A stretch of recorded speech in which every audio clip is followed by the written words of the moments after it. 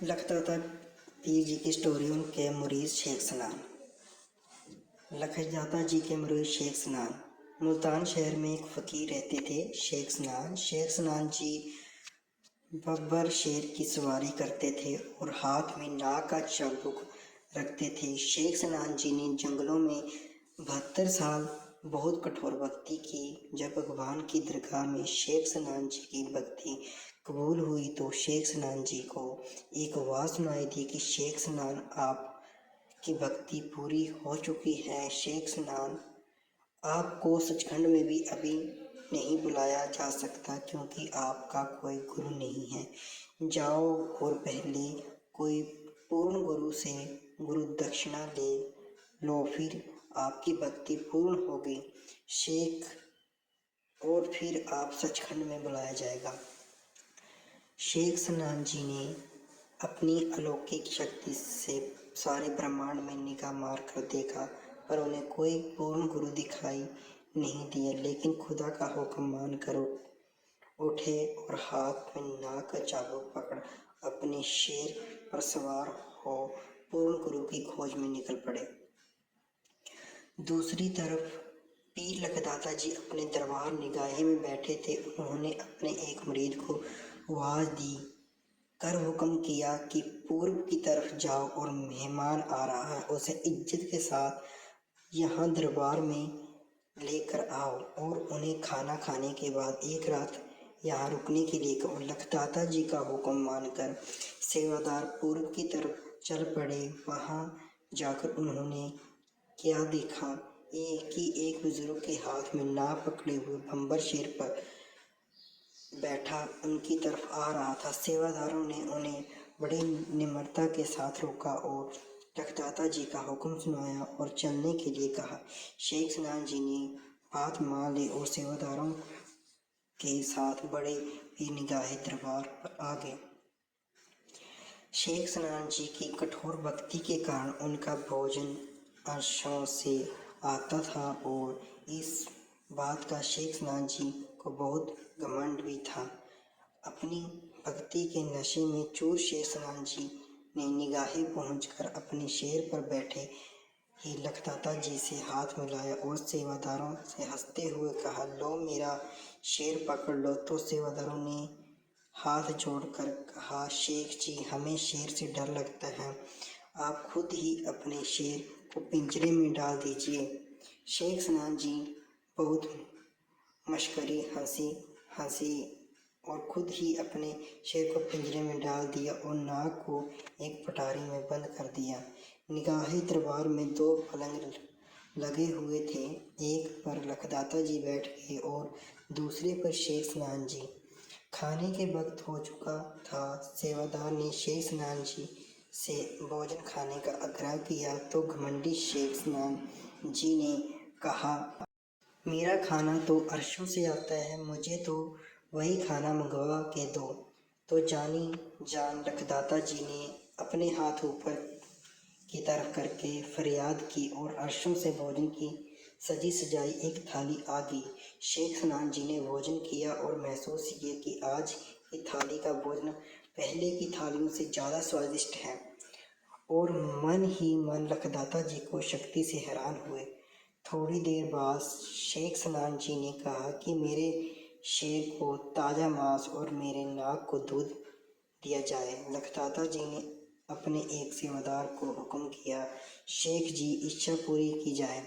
सेवादार तुरंत गायों के बड़े बाड़े में गया और एक छोटी सी बछड़ी को लेकर लखदाता जी के सामने ले आया। बछड़ी ने लखदाता जी को सलाम किया। लखदाता जी ने बछड़ी को थापना दी और हुक्म दिया कि जाओ और शेख जी के बब्बर शेर का भोजन बनो। साथ ही सेवादार ने कपिला गाय का दूध एक कटोरों में डाल कर नाग की पिटारी में रख दिया और इसके बाद सभी आराम करने लगे। सुबह हुई तो शेख सनान जी मन ही मन सोचते कि जितनी तारीफ लखदाता जी की सुनी थी उतनी बात है नहीं, मेरी इबादत तो इनसे कहीं ज़्यादा है। पूर्ण गुरु ढूंढने के लिए अभी और आगे जाना होगा। यही सोचकर शेख स्नान जी आगे जाने की तैयारी करने लगे। फिर उन्होंने लखदाता जी से जाने की इजाज़त मांगी और बाहर आकर देखा कि पिंजरे में उनका बब्बर शेर ही नहीं है और रात वाली बछड़ी बैठी हुई है और आराम से जुगाली कर रही है। यह देखकर शेख स्नान जी घबरा गए और फिर गुस्से से बोले, आप लोगों ने मेरा बब्बर शेर गायब कर दिया। यह आप लोगों के लिए ठीक बात नहीं है। हमें हमारा बब्बर शेर और नाग दोनों वापस करो अभी और इसी वक्त, नहीं तो मेरे से बुरा और कोई नहीं होगा। यह सुनकर लखदाता जी हंस पड़े और बोले, शेख जी, आपके शेर और नाग का हमने क्या करना है? तो खुदा की बंदगी करने वाले लोग हैं, हमें इन चीज़ों की ज़रूरत नहीं और ना ही इनका कोई लोभ। आपको आपका शेर और नाग दोनों जरूर मिल जाएंगे। लखदाता जी के हुक्म से एक सेवादार ने पिंजरे से बछड़ी को बाहर निकाला और साथ ही नाग की पिटारी लखदाता जी के पास ले आए। शेख स्नान जी ने और दरबार में मौजूद सारी संगत ने देखा कि शेख जी का नाग दूध की पिटारी में मरा पड़ा है। यह देखकर शेख स्नान को बहुत गुस्सा आ गया और लखदाता जी से कहा कि आप बेईमान हो, आपने मेरा सांप मार दिया है और मेरा शेर चोरी कर लिया है। लखदाता जी हंस पड़े और बछड़ी की वापस करो। बछड़ी ने हुक्म मानते हुए बहुत बड़ा रूप धारण कर लिया और अपने पेट से शेर को बाहर निकाल कर फेंक दिया। शेर ने लखदाता जी को सलाम की और एक तरफ से खड़ा हो गया। फिर लखदाता जी ने दूध के कटोरे से सांप को बाहर निकाला और बड़े प्यार से नाग पर हाथ फेरते हुए कहा कि अरे यह तो जिंदा है। और नाग जिंदा हो गया। नाग की जिंदा देख दरबार में मौजूद सारी संगत लखदाता जी की जय जयकारे करने लगी और शेख स्नान अपने बब्बर शेर पर सवार हो और साथ में नाग पकड़कर अपने रास्ते चल पड़े।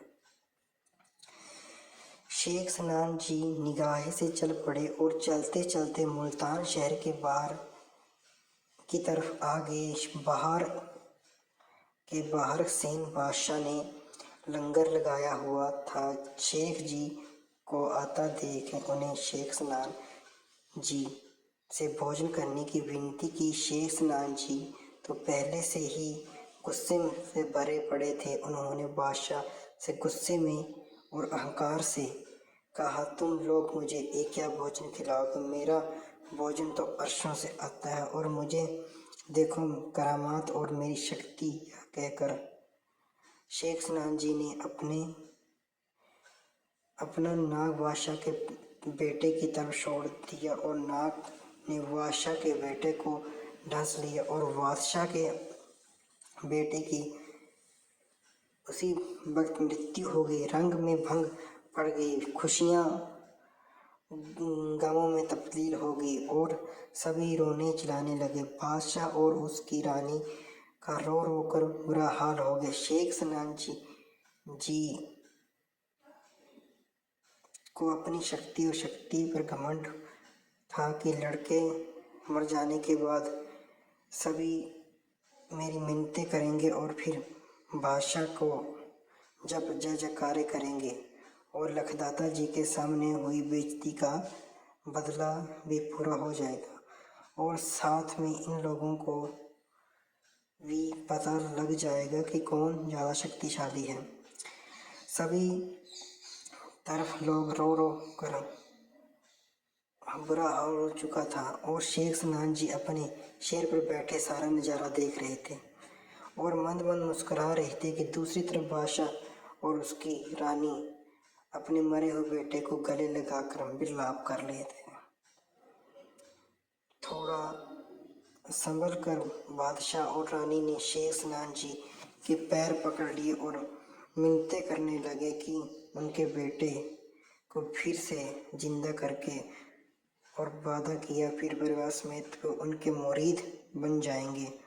जैसा कि वो कहेंगे वो लोग वैसा ही करेंगे। यह सुनकर शेख स्नान जी ने कहा ठीक है, और फिर उन्होंने अपने खुदा से फरियाद की, बहुत जोर लगाया, अपनी सारी शक्ति का इस्तेमाल किया।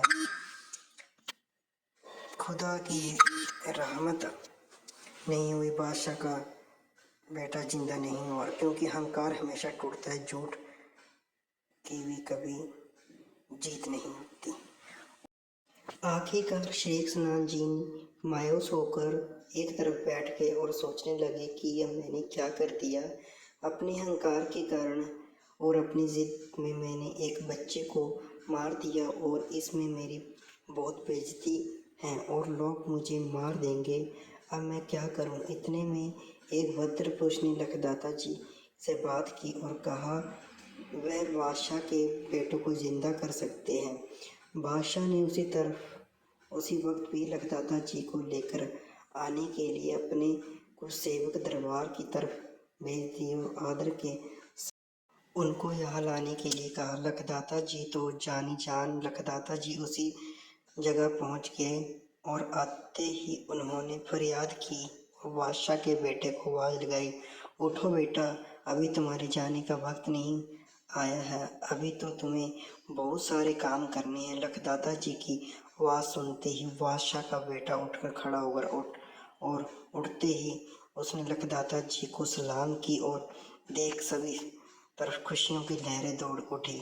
यह करिश्मा देखकर उपस्थित सभी लोग लखदाता जी की जय जयकार करने लगे और शेख स्नान जी की शर्मिंदगी से अपना सिर नीचे नहीं उठा पा रहे थे और सोचने लगे कि उनकी भक्ति किसी काम की नहीं। खुदा के हुक्म मुताबिक अगर कोई मेरा गुरु हो सकता तो सिर्फ लखदाता पीर जी हो सकते हैं, और इनके चरणों में मेरी इबादत पूरी होगी। अभी वो ऐसा साथ ही सोच ही रहे थे कि उन्होंने देखा कि बादशाह, उनकी रानी, उनका बेटा और सारी संग लखदाता के पीछे पीछे निगाह दरबार की तरफ चल पड़े। शर्मिंदगी में डूबे शेख स्नान जी उन लोगों के पीछे पीछे चलने लगे और दरबार पर पहुंच गए। बादशाह, रानी और उनके बेटे ने लखदाता जी के चरणों को सलाम किया और उनके कोटि कोटि धन्यवाद किया और लखदाता जी की जय जयकार करने लगे। लखदाता जी की सच्ची बात देखकर, लोगों को उनके प्रति विश्वास और प्यार भावना देखकर शेख स्नान जी पूरी तरह कायल हो गए और उनके मन बलाई किया कि वाकई की जिंदगी भी जो बची है वो लखदाता जी के चरणों में इसी दरबार में सेवा करके बिताएंगे। अपने मन का यह फैसला उन्होंने सारी संगत के सामने लखदाता जी के चरणों में रख दिया और हाथ जोड़कर लखदाता जी के चरणों में गिर पड़े और अपनी गलतियों की माफ़ी मांगने लगे। लखदाता जी ने शेख स्नान जी को माफ़ कर दिया और अपने मुरीद बना लिए। शेख स्नान जी उसी दिन से लखदाता थे मुरीद होके और अपनी आखिरी समय तक बड़े निगाहे पर सेवा निभाई और आखिरी समय तक बड़े पीर में सेवा निभाई और अंत में पूर्ण गुरु की शरण में आने से सचखंड की प्राप्ति हुई। जयकारा लखदाता पीर सच्ची सरकार जी दा बोल सच्चे दरबार की जय। जयकारा पीरां दे पीर सच्ची सरकार दा बोल सच्चे दरबार की। जयकारा 11वीं वाली सरकार जी दा बोल सच्चे दरबार की जय। तो ये थी शेख स्नान और लखदाता पीर जी की स्टोरी। तो लखदाता जी ने शेख स्नान का जो घमंड है वो तोड़ा और लास्ट में शेख स्नान जी ने लखदाता पीर जी को अपना गुरु माना। ठीक है, ओके, बाय।